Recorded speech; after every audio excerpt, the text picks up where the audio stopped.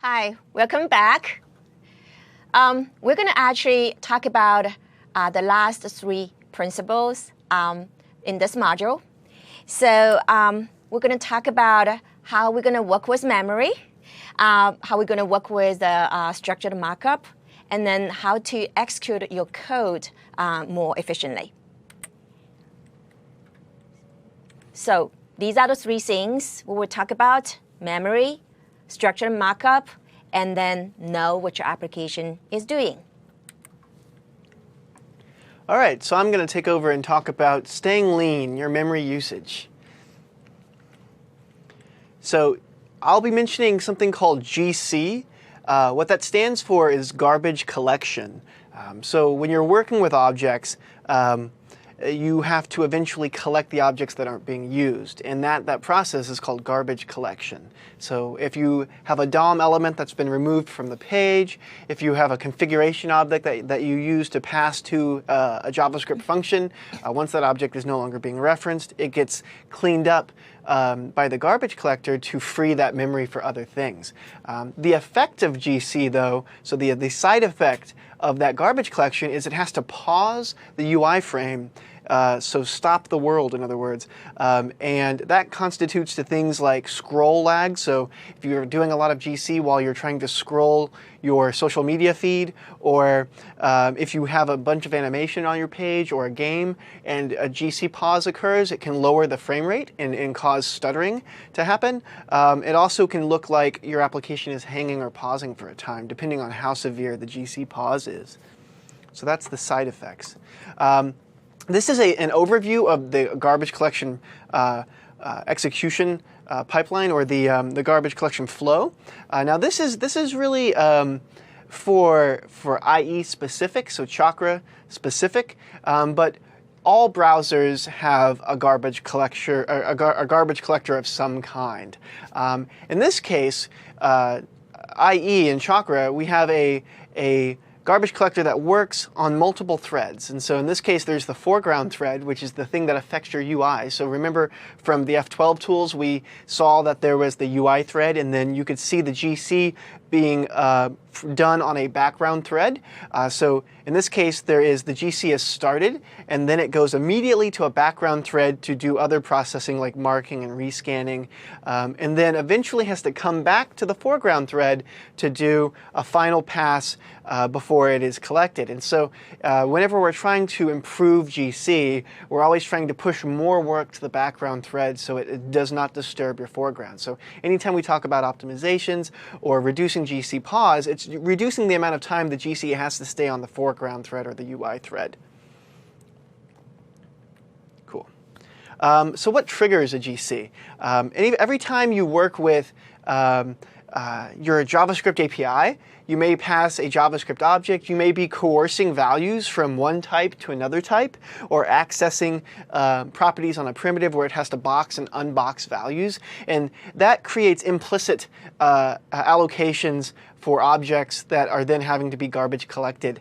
You can also have this whenever you're dealing with, like I mentioned before, DOM elements is a good way to see your GC kick in for collecting DOM elements, because they tend to be larger, they tend to store a little bit more data on them.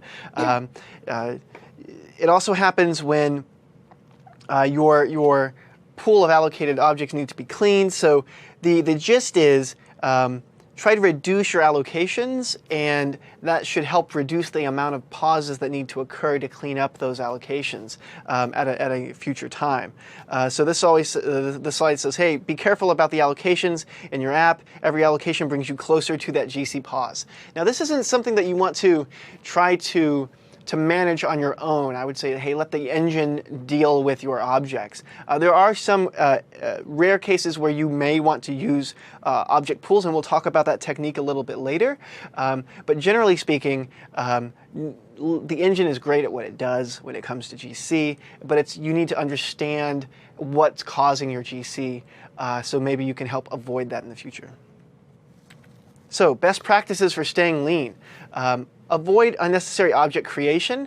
So later on we'll have a demo where every turn of the character on screen creates a new object with new properties, and you can avoid that. So if you have an API that's excessively object-oriented, where you're creating a bunch of instances, or you're doing a lot of implicit coercion, maybe that's creating unnecessary objects for you, and so you can clean that up and help reduce your GC pause.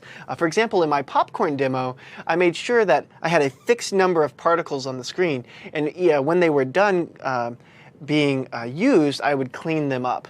So that means when I would then pop less popcorn, I wasn't still holding on to the references to, let's say, the 500 other kernels. It was just the 10 or 20 kernels for the smaller popcorn. So you need to be aware of the particles or the objects that you have and the instances that you have and how to clean them up. JavaScript libraries provide APIs for you to use. So in this case, one of the tips is managing your event handlers.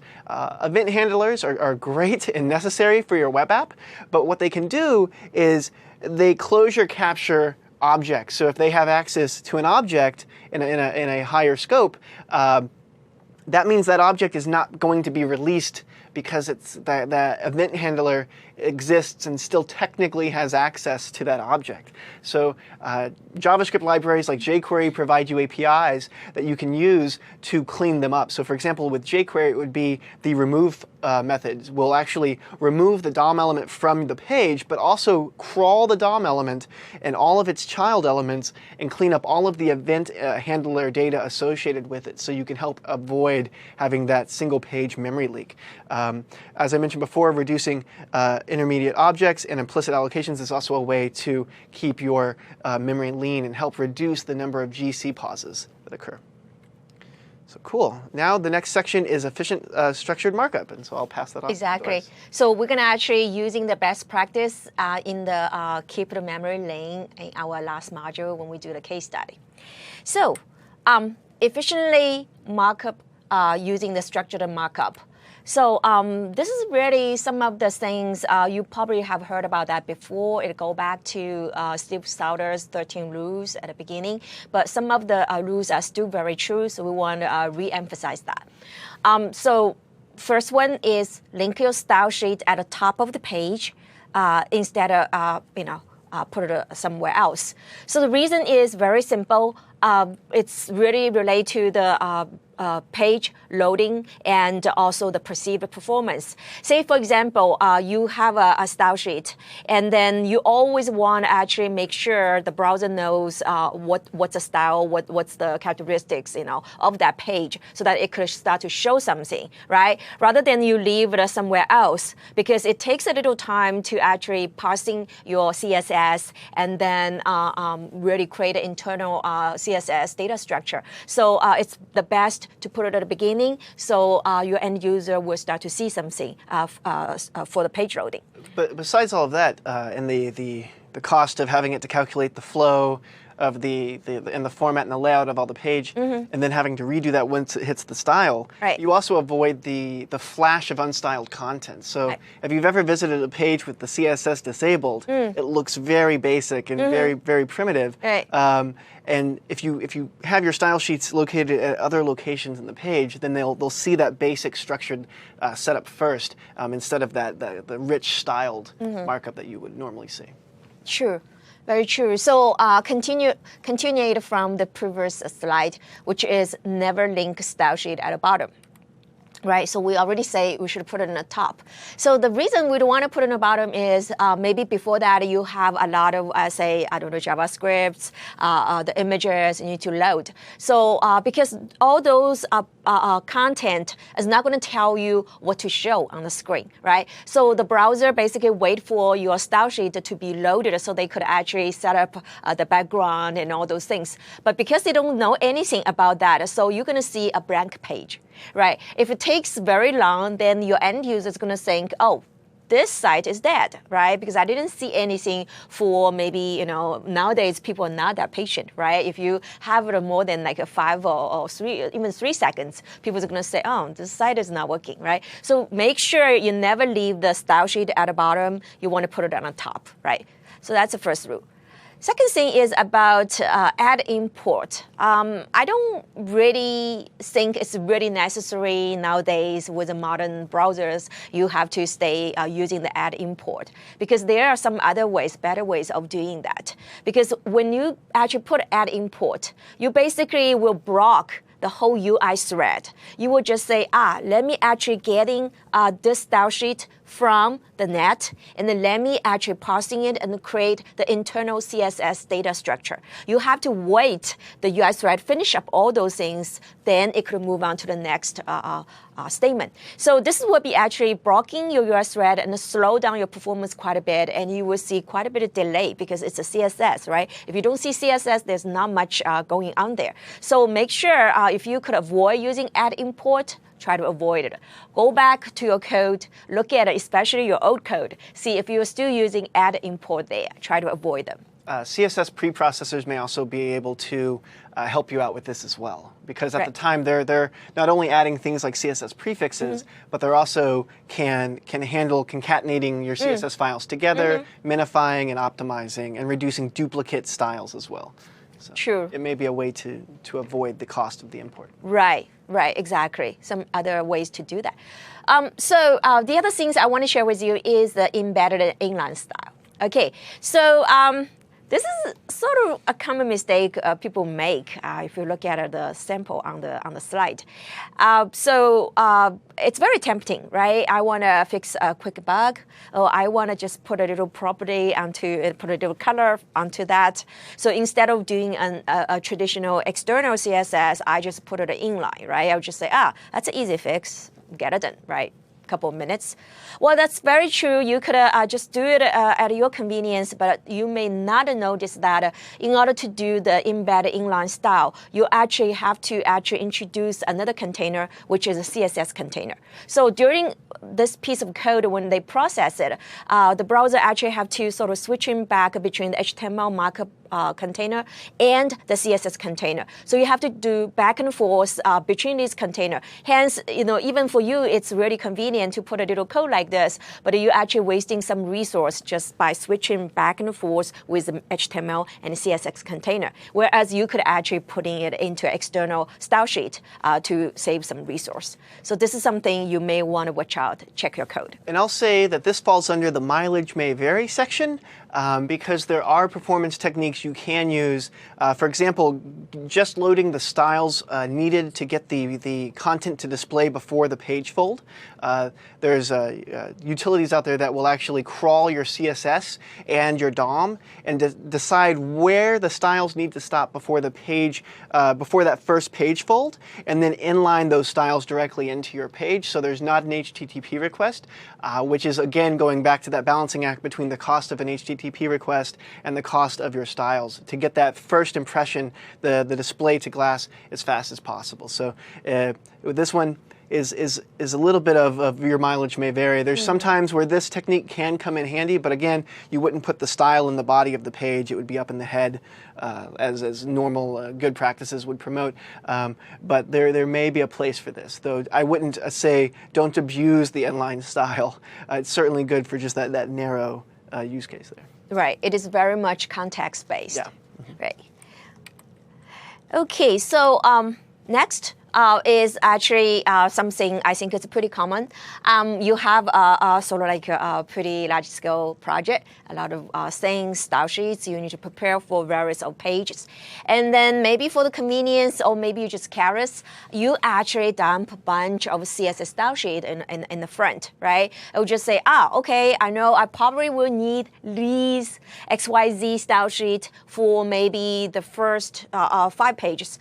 But then what you're doing is it's basically say in the start of a page, you want actually what we call using a lazy initialization. We want to load as less content, enough content to show this page. You don't want to put all the CSS style, right, in the front. Say, for example, you only use 10 or 20% of the CSS, but you're loading so many CSS files. But then the CSS, it does take time to load it from network, does take time to parsing and processing, right? So you're wasting 90% of time to do something you're not going to even need it for your first page, right? So this is really a bad practice. You only include all the necessary styles in your particular HTML. You don't want to include everything because there's a global page, there's a little home page, there's a sub page. So you have to sort of understand it. And to have a callback to some of the stats we talked about earlier, remember how many of the resources on your page may not be cached properly anyways, and so you're not only getting all the styles for multiple pages which may or may not be viewed,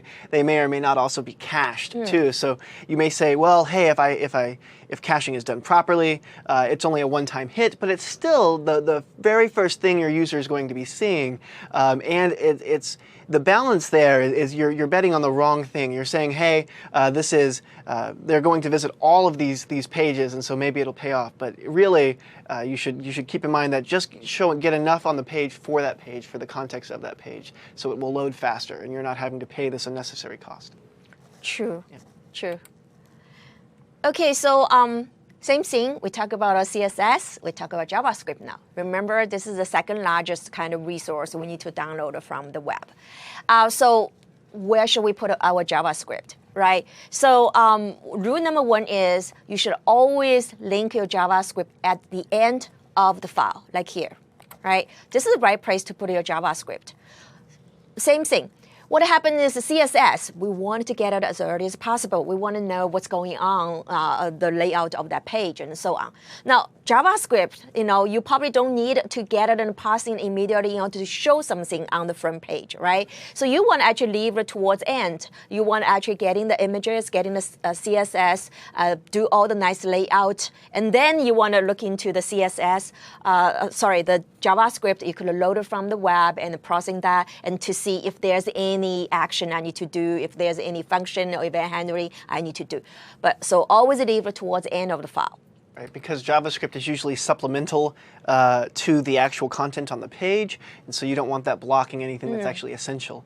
Something I've also mentioned earlier is that in every one of these profiles for like network, we've shown DOM content loaded, and that's the time where your JavaScript can actually interact with the DOM.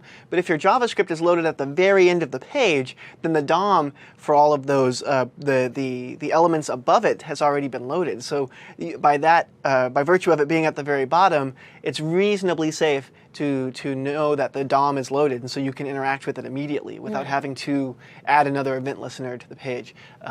There are edge cases, but it is something, kind of an unintended bonus of being able to stick your code at the bottom of the page. Right. You can interact with the DOM sooner. Sure. And then obviously the other thing to go back is never link your JavaScript in the header, right? You all know the consequence. If I leave the JavaScript, in the header even before CSS, that means I have to load the JavaScript, I have to processing that and pass that, and I have to spend quite a bit of resource. And then that's the time when you see the blank screen. You're not going to see anything, right? So because this is going to block the UI thread until you get a CSS. So always put it in the bottom, avoid put a JavaScript in the header. And I'd add to this is that external scripts. So say you have scripts to add your social media buttons on your website. You certainly wouldn't want to put those up front before all the rest of your content, because their service may be down, which means that page and that resource is holding up and causing your page to sit at a blank screen while it's failing to connect or get the resource. And so usually what I do for something like social media buttons is I use JavaScript at the very end of the page to dynamically add script. And I think later on we'll be talking about ways to add script on demand to help avoid load time. True. Okay, so you probably ask me, I understand, okay, there's a particular position, you need to leave your CSS right in the header and then JavaScript to the bottom, right, in the body. So what is the benchmark tells us, right? What's the end result? So let's actually take a look at this benchmark.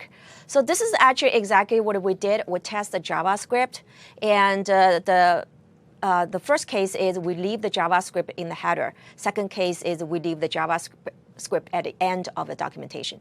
So we will see actually it's quite dramatic difference in terms of timing. Again, we're using F12 tools to measure that. And you will see the leave the JavaScript, of course, it depends on how big the JavaScript is, right? But based on our benchmark, our test is that particular JavaScript takes about over 400 milliseconds.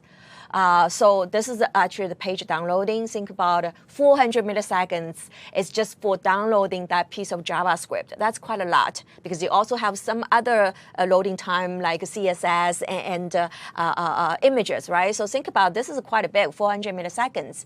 And then versus if you leave the JavaScript towards the end, meaning I could get all the visual components like CSS, images loaded up front. So then in that case, the response time is actually 84 milliseconds. So we're talking about 5 times faster just by putting the JavaScript at the bottom at the right position. So this is actually really something I think everybody should really watch out. This is going to be a killer if you don't do it carefully. Think about it, you may have one JavaScript. What do you have, like 10 or 20 JavaScript, right? And what if your JavaScript size is quite big? This is going to impact your performance quite a bit. Okay, so the other thing is we talk about an inline style sheet. Is it a good idea to use inline JavaScript? Obviously, the answer is no, right? For the same context and the same idea. So in this particular sample, what we see here is we actually just did a little inline JavaScript, right? And then it's like a hello world. Of course, it's a little sample. But if you look at that, you just say, oh, this is not a good idea to put an inline JavaScript in the middle. And then this particular one, did you see something else wrong? This particular JavaScript is in the head. It's in the header. So it's even going to slow down the performance because we always say leave the JavaScript linked towards the end, right? So first of all, putting the JavaScript in the bottom, and then actually group that piece of inline code into an external JavaScript. And then because, same reason, you work with inline thing because you need to introduce another container called JavaScript container. And then for the browser and engine, they can actually switch back and forth with HTML container versus a JavaScript engine container. And then switch back and forth, and then the impact will be even larger if we work with JavaScript container because it's JavaScript engine by itself. It's non-trivial, right? It does occupy resource to do that. So always try to group the JavaScript into external file and never put it in the header. And I will add a mileage may vary warning to this too. As with the data URI, where you can take a very small image and encode it directly into your page to avoid the overhead of the HTTP request, the same can be said for some JavaScript. So there are limited scenarios where you may want to have inline code, but certainly not in the head. But I've seen it used for analytics snippets that you're including to track usage. A lot of times they'll have the bootstrapping code for that be used in an inline script towards the bottom of your page. It's pre-minified. I mean, it's not really human readable, but that's a case where the cost for that bootstrapping code, the HTTP request, would be more than just actually including it into your page. But generally speaking, leverage caching, leverage the benefits of CDNs for your scripts so you can avoid having to just inline them into your page like this. Yeah. True.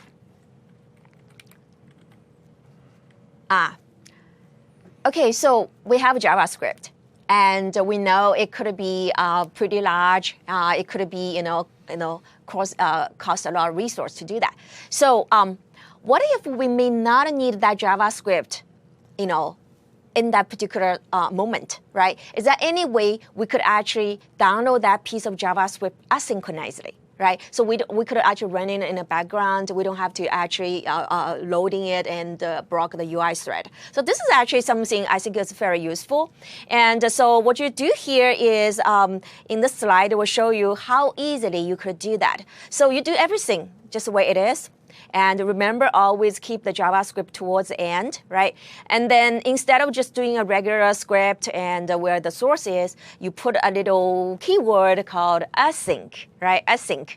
And then you could actually download that piece of JavaScript asynchronously. Now, we're talking about a very simple approach just to download the script asynchronously. Later on, when we talk about JavaScript initialization and other related things, JD actually have a lot to talk about. Right. So with asynchronous scripts, if you had multiple scripts on the page, you would have script A, B, C, and D, and it would actually load them normally without async. It would load A first, and then B, and then C, and then D, and all of that while it's causing the page load to wait. So the final onload event to wait for them to be downloaded and that script to be parsed and executed. But with the async tag, you're saying, hey, script order isn't important, execution order isn't important. If you have script A, B, C, and D, and they are async, B may load before A, which may load after C, and it basically just says, hey, I just want the content to be loaded, but I don't care about the order, and I certainly don't want it to block the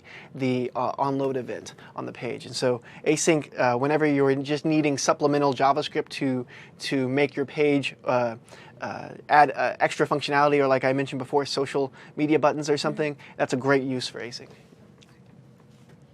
Yeah, so use your async as much as possible. Now, we actually talk about some of the rules, some of the things you need to watch out. Let's actually show you a demo to help you understand all the strategies and principles we have been shared with you. Now, this is Steve Souders' site. Some of you may heard about Steve Souders. He has two very good performance books, which I will share with you in the resource towards the end. And this is his site. It's called Gazillion. And you could actually easily try to, go back to the markup language we just talked about, and then try to arrange it and then load it to see what is the end result. So let's actually try to create a sort of like what we call worst sort of case scenario. Let's see what happened. So let's actually put some code. This is external JavaScript. And you could actually modify it, right? You could say, okay, it is inside domain 1, and then the response delay is going to be 2 seconds. We could probably just say, let's do it 4 seconds, right? And then we could save the setting, right? And then we could use some the inline style, right? Let's put it a style after the script, external script. And then we probably could do a little image. Right, let's put an image. All right, okay, so have an image, style, inline style, and JavaScript. So let's actually take a look what's going to happen. So create the image and see nothing really came out, right? The screen is blank for quite a long time until we see some response back, right? So obviously, like I said before, this is a worst case scenario. You could have figured out why. I hope I could have already talked to you, but you probably see we actually put a JavaScript right in the header, right? So that it will block the UI thread, and we use the inline style there. And then, so there's multiple ways we could actually make it work better. So simply just do a quick fix. We could move the external script under the image towards the bottom of the page. And then we could even say, we know there's a multiple domain we could use. Remember the 6 concurrent connection, we could work with each domain. So I probably could say I use a different domain to getting my image resource, right? To save us a little bit. Let's save it and leave the rest of them the way it is. So let's actually do it again. Create a page. Now what you see is, your header bar. Partial screen is already displayed, right? And then it maybe does still take a little time to load the image and the JavaScript, but at least you see something, right? It won't be like the same first case is like totally blank. I don't see anything. Maybe the site is dead. But here you see the header coming out, even though it's partial, right? But you know this app is working. So perceived performance, much better. So again, simple fix leave the JavaScript towards end is going to give you some good data. And then the other thing, if you want to do further optimization, I don't know how well you can see it from this diagram, but you could actually change this JavaScript and just say, I'm going to use add async. That's async technique we actually talked about before. And then you could actually save it as well. And then let's actually take a quick look.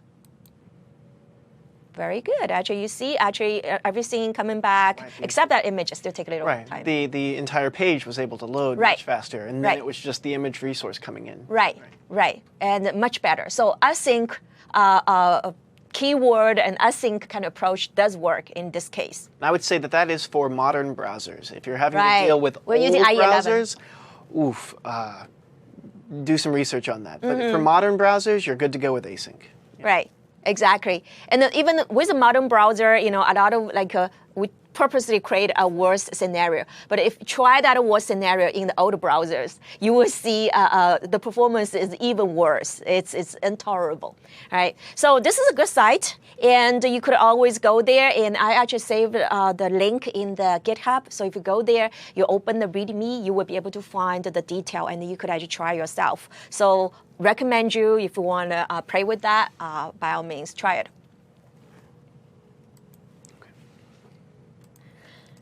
Okay, so we talk about all the different ways, different rules to putting different resources in the right place. Now we're going to actually talk about the duplicate code. All right, let's look at this example.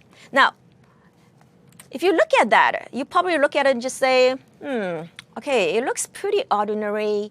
And okay, now you highlighted it, right? Okay, I know, this is kind of obvious. I actually put the jQuery library twice, right? Because most of us like to use jQuery, but this is kind of obvious, right? But think about it. If you have a huge long page and you have several sub-page, and it's probably not that obvious, you probably would say, oh, I'm not quite sure if I include a jQuery library there or not. So let me put it there, put another copy. Regardless if you check it in the front or check in some parent page, maybe you put that jQuery library there already, but you just say, oh, just for the safe side, let me put it there, right? Or sometimes you need to use multiple third-party libraries, and that third-party library is also using some other, say, jQuery as well. So you're actually loading multiple copy of jQuery again without really, be aware of that. And this is going to cost you quite a bit of resource because this is really all the duplicated code you're working with, right? And this is totally unnecessary. If I put a sample like this, everybody says I should not use put a jQuery twice. But if the jQuery show up in different place, chances are yes. You probably go back to check your code. I wouldn't be surprised if you tell me, Doris, I put a jQuery in 3 different places, which you really don't need it. It's possible. I think it really is, especially when you're dealing with content management systems, right. or you have a big property that you may only control just the sidebar of this property, or maybe just a sub piece of a blog or something. And if you're adding your little widgets or buttons or something to that piece, you may not know that there's other parts of the page that are loading various different versions of jQuery, so maybe like 3 or 4 versions. Right. And all of that, it's not only just the download, but it's also the bootstrapping and execution and initialization of the script too that's accounting and costing you page load time. Very true. And then you look into the statistics for the duplicated code, right? I want to share with you. 52% of the page on the web have duplicated code. What does that tell you? More than half of us are not doing a good job. We're actually creating a bunch of duplicate code. Some of the duplicate code could get up to more than 100 lines of code. And these are really, especially jQuery example is very classical. Including us, we make that mistake all the time. So you just have to be careful, check your code, and to reduce that. Next, it's kind of on the similar concept, but I want to actually share with you. I would say this year is really a big harvest of different kind of frameworks, right? We have Angular, Backbone, Ember, all those kind of things. It's really start to getting web developers' attention, and we could actually use all of them, I would say, right? So you probably do, right? In your you want to experiment with, right? We all like to play with the new stuff, right? So you put all the frameworks right here, and then but you have to pay attention. What's the nature of that framework? They a lot of times doing very similar thing.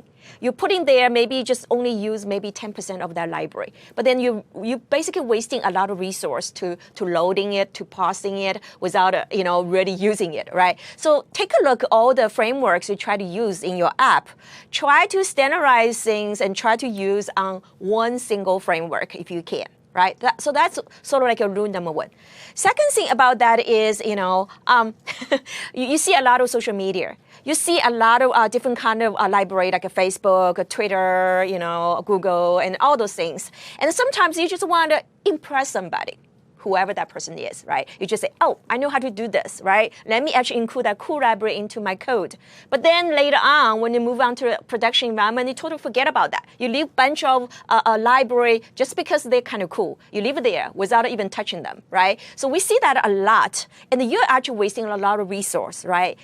To just include there, to downloading, to parsing it. So not a good practice. Check your code, remove the cool library, remove the duplicated library, stay with a single framework. Okay, so you probably would say, okay, I get an idea, but I still want to understand, how bad is bad, right? So I did a very simple benchmark. Let's take a look. So I have two very simple apps. And then we try two different scenarios. One is try to get all the different libraries, multiple frameworks. And then obviously this is, I did something bad. I cheated a little bit. I put it even in the header, right? And you see I getting all the libraries, and which I may not need it, right? Like Angular, Scriptless, Prototype, Dojo, blah, blah, blah. And this is one way of doing things, right? And then the other is I didn't really, use any JavaScript library except my own library, because I feel like it's enough for me to handle it without calling the third-party library. Okay, so let's take a look at the result. So we're running the multiple framework. And again, let's use F12 tools to capture some of the data. And then loading. It's a little rotation of the logos. Okay. So now we get our captured data. So what I'm more interested in is this is using the multiple framework. So I'm going to actually zoom the loading time and to show you what's really going on. So from the data, I'm not surprised to see, obviously we're getting a lot of JavaScript code here. It's taking a lot of CPU utilization. And we have a little garbage collection going on in the front. And we also have some loading and image decoding, like in the app. Okay, so this is what it looked like from the navigation until the page finished loading. Okay, so let's actually take a look what happened in that single framework, right? Let's put it side by side.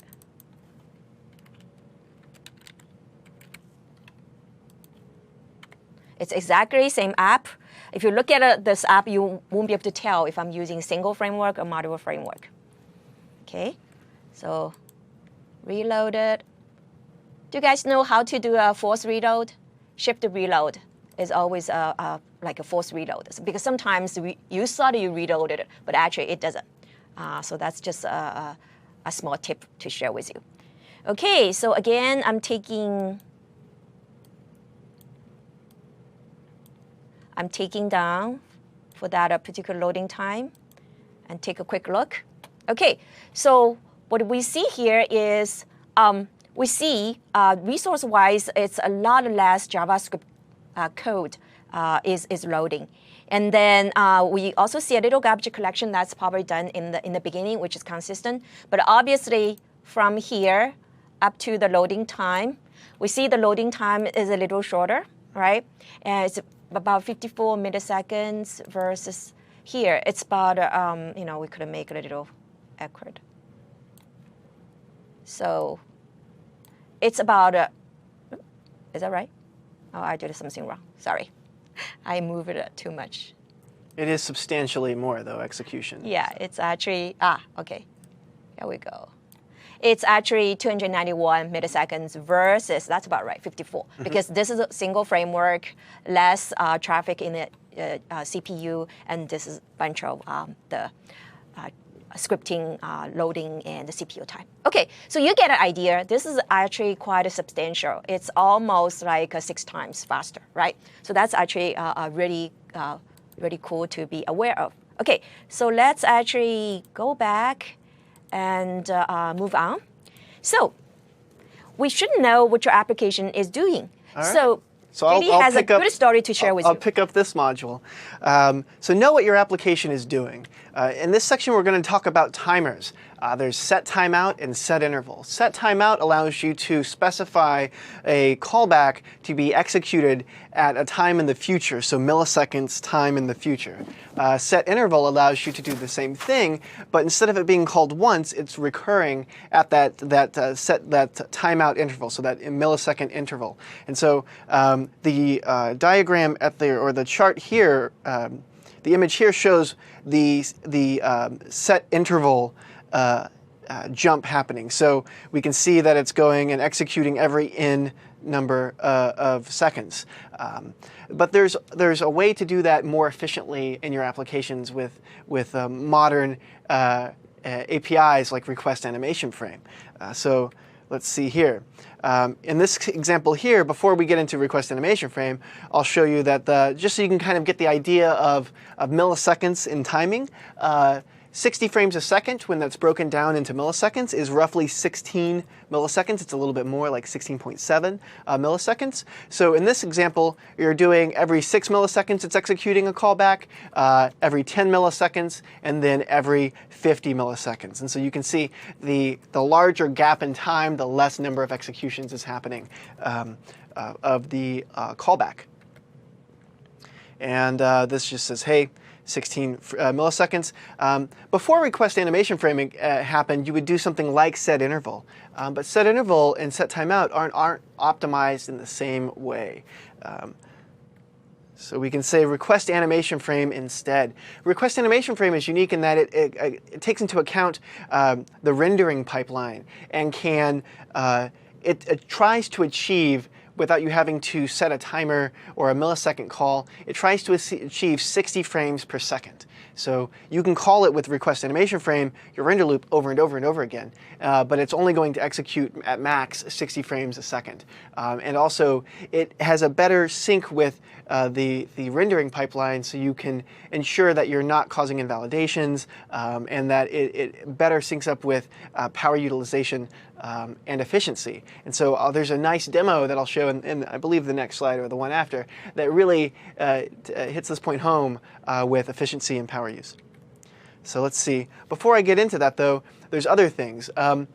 As the web has progressed, being able to detect when your tab is visible is important, because now we all have multiple tabs. We're all visiting websites and then having one in the back burner. But the thing is, when the page is not being viewed, you don't need to be processing that animation or that video game or have that script really churning away on the page whenever it's not being seen.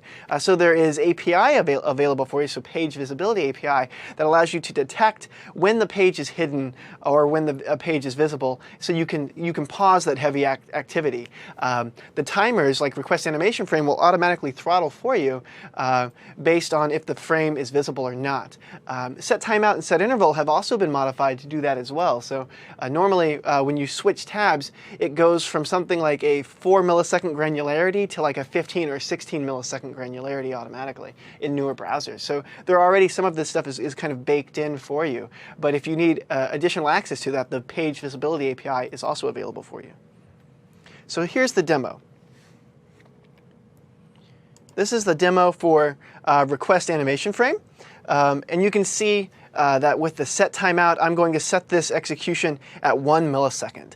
Now in reality, as I mentioned before, there is a throttling that goes on, so 1 millisecond may not necessarily be 1 millisecond, but you can see that the CPU efficiency, the power consumption, and the background interference using set timeout versus request animation frame is night and day. Low, it's basically the worst grade possible for set timeout versus the best for request animation frame. So in modern browsers, you should really be utilizing a request animation frame for your timing and animation APIs.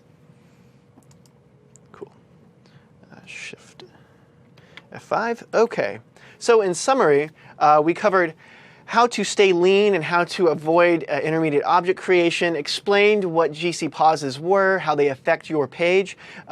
We discussed efficient markup and structuring your markup efficiently, so moving your scripts to the bottom of the page, utilizing the async attribute, and also explained, hey, know what your application is doing, know the difference between set timeout, set interval, request animation frame. Anything else? Yes, actually, we're going to actually apply those principles and strategies towards the very last module. We have a case study. We're going to actually show you how we could apply those things. Cool. Yeah. So we're going to actually take a 10 minutes break. So see you in about 10 minutes. All right. See you then.